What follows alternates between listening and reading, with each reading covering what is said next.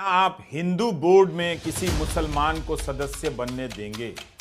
Supreme court ने सीधा सीधा सवाल पूछ दिया सरकार से कानूनी आधार पर जो प्रश्न पूछे, लगा नहीं कि सरकार के पास कोई संतोषजनक जवाब था। जिस तरह से सरकार संसद के भीतर विश्वास के साथ दावा कर रही थी और अपने सही होने का पक्ष रख रही थी, लेकिन सुप्रीम कोर्ट ने आज उन्हीं सवालों को लेकर जो विपक्ष की तरफ से उठाए गए थे, सरकार को खूब घेरा। अस्सलाम वालेकुम। तो दोस्तों, आप सभी जैसा कि जानते हैं कि सुप्रीम कोर्ट में वक्फ अमेंडमेंट बिल के अगेंस्ट कई याचिका दायर की गई थी। तो कल यानी 16 अप्रैल 2025 को सुप्रीम कोर्ट में इन याचिका को लेकर सुनवाई की गई। तो सुप्रीम कोर्ट ने भारत सरकार से काफ़ी तीखे सवाल पूछे हैं और मोदी को काफ़ी फटकार भी लगाई गई है। जी हाँ दोस्तों, भारत सरकार से सुप्रीम कोर्ट ने वक्फ अमेंडमेंट बिल को लेकर एक अहम बड़ा सवाल पूछा है कि वक्फ काउंसिल में हिंदू सदस्य हो सकते हैं या हिंदू बोर्ड में मुस्लिम सदस्य हो सकते हैं। ये सवाल मोदी सरकार, भारत सरकार से सुप्रीम कोर्ट ने वक्फ अमेंडमेंट बिल को लेकर पूछा है। तो मोदी सरकार के पास इस सवाल का कोई जवाब नहीं था। तो इसी पर आज हमारे देश के जो अच्छे ईमानदार नेक पत्रकार है रवीश कुमार जी, उन्होंने इस पर एक बड़ा खुलासा किया है, जो कि रवीश कुमार जी की यहीं पर मैं आप लोगों को पूरी वीडियो क्लिप दिखाऊंगा, जो इस वक्त सोशल मीडिया पर काफ़ी वायरल हो रही है। लेकिन वीडियो दिखाने से पहले आप सभी से मैं रिक्वेस्ट करना चाहूँगा, अपना कीमती टाइम निकालकर इस वीडियो को पूरा देखें, लास्ट तक देखिए और जितना हो सके इस वीडियो को ज़्यादा से ज़्यादा शेयर ज़रूर कीजिए। तो आइए सबसे पहले हम रवीश कुमार जी की ये वीडियो क्लिप देखते हैं, फिर आगे बात करते हैं। नमस्कार, मैं रवीश कुमार। वक्फ काउंसिल में हिंदू सदस्य हो सकते हैं, लेकिन क्या आप हिंदू बोर्ड में किसी मुसलमान को सदस्य बनने देंगे? सुप्रीम कोर्ट ने सीधा सीधा सवाल पूछ दिया सरकार से। आज सुप्रीम कोर्ट में वक्फ कानून को चुनौती देने वाली याचिकाओं पर सुनवाई हो रही थी, जिसे करीब 72 सांसदों, नागरिकों, व्यक्तियों और संगठनों ने दायर किया है। कोर्ट ने कहा कि जब कानून पास होता है तो एडमिशन के स्तर पर कोर्ट कानून पर रोक नहीं लगाता। अब इसकी सुनवाई 17 अप्रैल को होगी, लेकिन सुप्रीम कोर्ट ने आज वक्फ कानून की सुनवाई के दौरान सरकार से कानूनी आधार पर जो प्रश्न पूछे हैं, लगा नहीं कि सरकार के पास कोई संतोषजनक जवाब था। जिस तरह से सरकार संसद के भीतर विश्वास के साथ दावा कर रही थी और अपने सही होने का पक्ष रख रही थी, लेकिन सुप्रीम कोर्ट ने आज उन्हीं सवालों को लेकर जो विपक्ष की तरफ से उठाए गए थे, सरकार को खूब घेरा। केंद्रीय वक्फ काउंसिल में हिंदू सदस्यों को लेकर chief justice Sanjeev Khanna, justice PV Sanjay Kumar और जस्टिस केवी विश्वनाथन ने सवाल पूछे। चीफ जस्टिस ने यह सवाल कर दिया कि आप बताइए, वक्फ काउंसिल में हिंदुओं को सदस्य बना रहे हैं, क्या आप हिंदू बोर्ड में मुसलमानों को सदस्य बनाने की इजाजत देने के लिए तैयार हैं? जस्टिस कुमार ने पूछ दिया कि हमें उदाहरण तो दीजिए कि क्या तिरुपति बोर्ड में भी गैर हिंदू हैं? हिंदुओं के दान कानून के मुताबिक कोई भी बाहरी बोर्ड का हिस्सा नहीं हो सकता। जस्टिस विश्वनाथन ने पूछा कि हिंदू एक्ट कहता है कि चैरिटेबल ट्रस्ट की देखरेख हिंदू करेगा। तब सॉलिसिटर जनरल तुषार मेहता कहते हैं कि मैं कोई भी उदाहरण नहीं दे रहा, जबकि कोर्ट ने साफ साफ पूछा कि आप उदाहरण दीजिए कि क्या हिंदू बोर्ड में मुसलमान सदस्य हो सकता है। इसी सवाल को लेकर संसद में कितनी बहस हुई। विपक्ष के सदस्यों ने बार बार पूछा कि कानून का यह कैसा पैमाना है कि मुसलमानों की धार्मिक संपत्ति से संबंधित काउंसिल में 2 हिंदू सदस्य होंगे, लेकिन हिंदुओं के मठ मंदिर के प्रबंधन में कोई दूसरे धर्म का नहीं हो सकता। क्या यह बराबरी का सिद्धांत है? जब वहां नहीं होगा तो यहां क्यों रख रहे हैं? सत्ता पक्ष से दलील दी जाती रही कि वक्फ कर देने के बाद संपत्ति धार्मिक नहीं रह जाती। वक्फ का मामला संपत्ति का है, धार्मिक नहीं है, ये कहते रहे, जबकि विपक्ष कहा कि यह धार्मिक मामला है। जिस तरह से कानून हिंदुओं के धार्मिक मामले में होने चाहिए, वैसा ही कानून मुसलमानों के धार्मिक मामले में होने चाहिए। तो सरकार की तरफ से कहा जाता रहा कि वक्फ का मामला धार्मिक नहीं है। 17 अप्रैल को देखना है कि सरकार गैर मुस्लिम सदस्यों के बारे में अदालत को अपने जवाब से संतुष्ट कर पाती है या नहीं। याचिकाकर्ताओं की तरफ से वरिष्ठ वकील राजीव धवन, कपिल सिब्बल, अभिषेक मनु सिंघवी, चंद्र उदय सिंह और हुजैफा अहमदी दलील पेश कर रहे थे। कपिल सिब्बल ने कहा कि वक्फ कानून संविधान के अनुच्छेद 26 का उल्लंघन करता है। यह अनुच्छेद हर धार्मिक समुदाय को अपने धार्मिक मामलों का प्रबंधन करने की स्वतंत्रता देता है। तब सरकार कैसे तय कर सकती है कि वक्फ केवल वही कर सकता है जो पिछले 5 साल से इस्लाम का पालन कर रहा है? राज्य कैसे तय कर सकता है?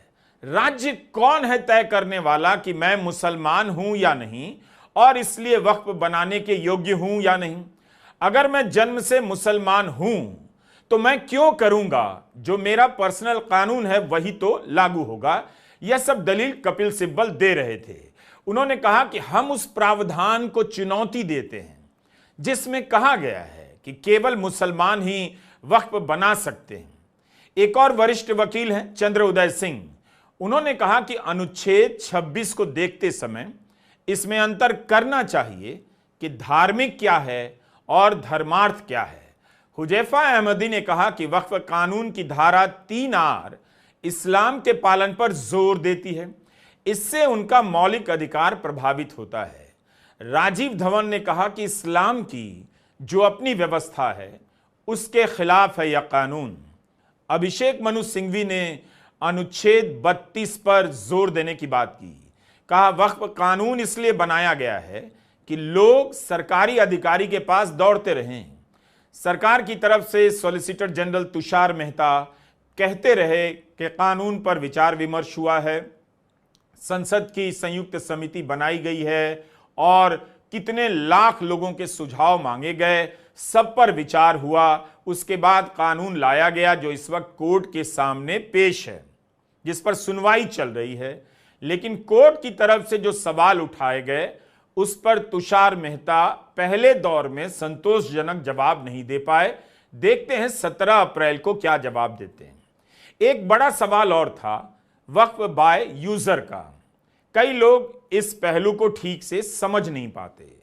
चीफ जस्टिस संजीव खन्ना के सवाल से यह मसला और साफ होता है, सरल तरीके से होता है। चीफ जस्टिस संजीव खन्ना ने पूछा कि वक्फ कानून से वक्फ बाय यूजर क्यों हटाया गया। मान लीजिए अगर कोई मस्जिद 14वीं और 15वीं सदी से है, वक्फ की जमीन पर बनाई गई है, लेकिन उसके पास कोई रिकॉर्ड तो है नहीं। ऐसे में अभी तक क्या होता था, वक्फ बाय यूजर के तहत मान लिया जाता था कि मस्जिद है, 14वीं सदी से है, 15वीं सदी से है, तो वक्फ की जमीन है।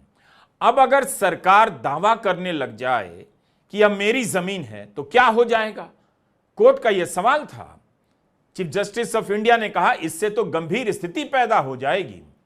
चीफ जस्टिस संजीव खन्ना ने पूछा कि ऐसी संपत्तियों को आप कैसे रजिस्टर करेंगे, उनके पास क्या दस्तावेज होंगे?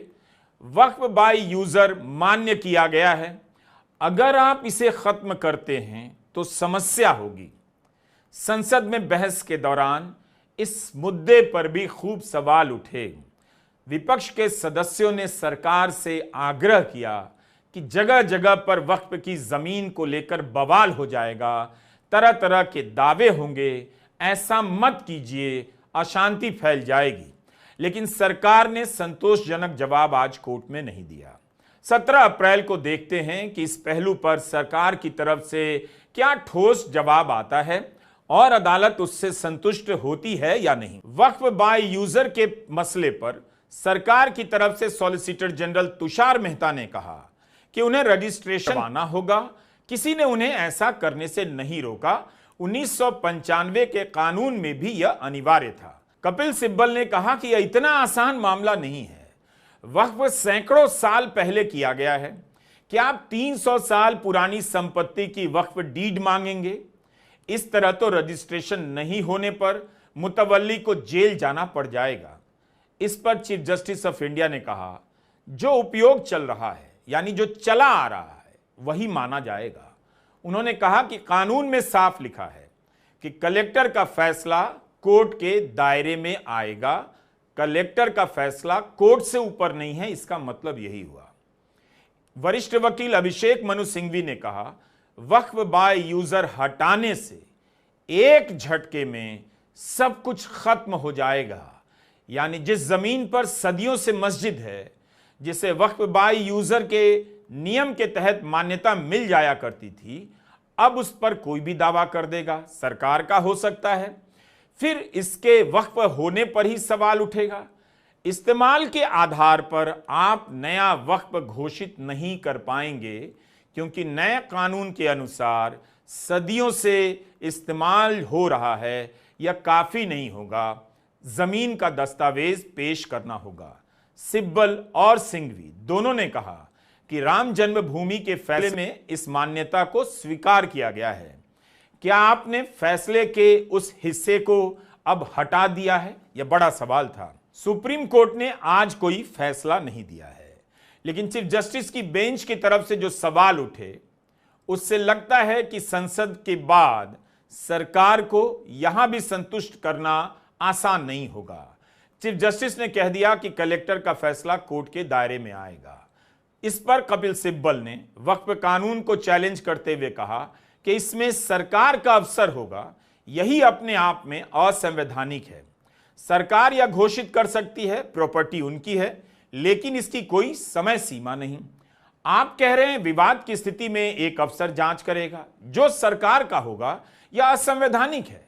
इसका मतलब यही हुआ कि जो सरकार का होगा वो हमें। तो जी हाँ दोस्तों, आप लोगों ने रवीश कुमार जी की ये वीडियो क्लिप देखी और सारी बातें आप लोगों ने सुनी है, किस तरह से सुप्रीम कोर्ट ने भारत सरकार से ये सवाल पूछ लिया है कि वक्फ काउंसिल में हिंदू मेंबर हो सकता है, लेकिन क्या हिंदू बोर्ड में मुस्लिम सदस्य को आप बनने देंगे या मेंबर रखने देंगे? तो तुम फिर अगर हिंदू बोर्ड में मुस्लिम सदस्य को नहीं रख सकते हो तो वक्फ बोर्ड में हिंदू सदस्यों को रखने की क्या नौबत आ गई है? क्यों वक्फ बोर्ड में जो है तुम हिंदू सदस्य को रखना चाहते हो? तो ये बड़ी फटकार मोदी सरकार को सुप्रीम कोर्ट से कल मिली है और कहीं ना कहीं मुसलमानों को कल बड़ी कामयाबी मिली है सुप्रीम कोर्ट से। तो दोस्तों, आज 2 बजे सुप्रीम कोर्ट में फिर से सुनवाई होंगी वक्फ अमेंडमेंट बिल को लेकर। देखते हैं आज 2 बजे वक्फ अमेंडमेंट बिल को लेकर क्या सुनवाई होती है। जैसे ही कोई लेटेस्ट अपडेट आएंगे वक्फ अमेंडमेंट बिल को लेकर सुप्रीम कोर्ट की तरफ से, वो आप लोगों के साथ हम सबसे पहले शेयर करेंगे। इसलिए अगर आप लोगों ने हमारे इस चैनल को सब्सक्राइब नहीं किया है तो इस चैनल को सब्सक्राइब कीजिए, बेल आइकन को दबाइए ताकि आने वाली हर वीडियो की नोटिफिकेशन आपको इसी तरह से मिल सके। तो चलिए दोस्तों, अगली वीडियो में इसी तरह की इन्फॉर्मेशन लेकर आपकी खिदमत में एक बार फिर से हाजिर होंगे। जब तक अपना ख्याल रखिए, शुक्रिया।